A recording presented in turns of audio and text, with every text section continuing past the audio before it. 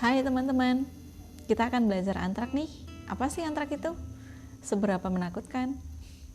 Yuk kita bahas. Penyakit antrak adalah penyakit yang disebabkan oleh Bacillus anthracis. Penyakit ini sifatnya adalah zoonosa. Dia dapat menyerang pada hewan maupun ke manusia. Hewannya apa saja? Hewannya itu bisa kambing, domba, sapi, kemudian pada kuda. Nah, bentuknya gimana sih antrak ini? Kalau di manusia sebenarnya ini menyebabkan kayak semacam flu, jadi tidak khusus seperti di hewan ya. Kalau hewan biasanya sudden death, mati, dan kemudian nanti kalau kita makan dagingnya itu akan menyebabkan kesakitan pada manusia. Nah, kalau pada sapi maupun pada hewan itu biasanya dia hanya mati saja, dan secara penampakan klinisnya hampir sama dengan hewan yang lain. Kalau yang dulu ada hewan antrak, penderita antrak itu biasanya keluar darah dari 7 lubang tubuhnya. Dan ini biasanya sangat menakutkan ya, memang harus segera dikubur karena apabila dibiarkan, spora yang bentuk bakteri yang bentuknya spora tadi itu bisa hidup dalam puluhan tahun, dan apabila itu tidak ditreatment dengan cara yang benar. Nah, pada manusia tadi itu ada beberapa bentuk ya. Ada yang bentuknya kutan, kemudian pernafasan, kemudian pencernaan, kemudian sistemik.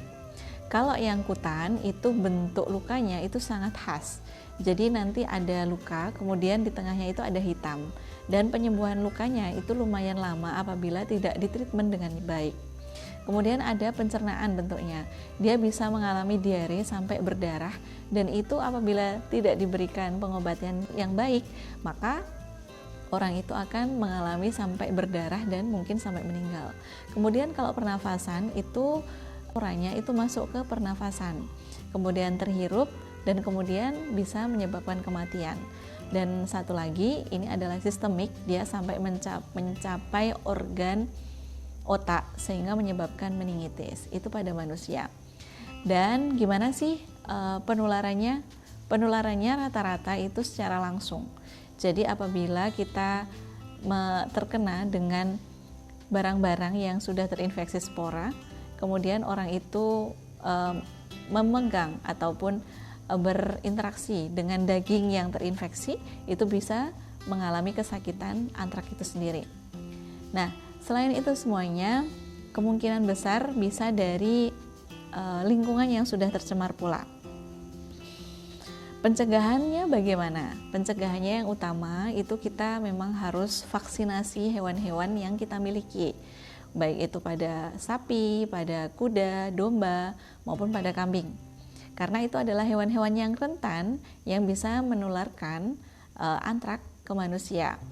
Kalau manusia itu sebenarnya jarang ya dari alam terus kemudian dia sakit karena tanahnya itu. Rata-rata itu pada hewan dia sakit kemudian kita memakan dagingnya gitu. Nah, pengobatannya itu memang apabila diobati dengan benar itu cepat sembuh karena ini adalah bakteri ya.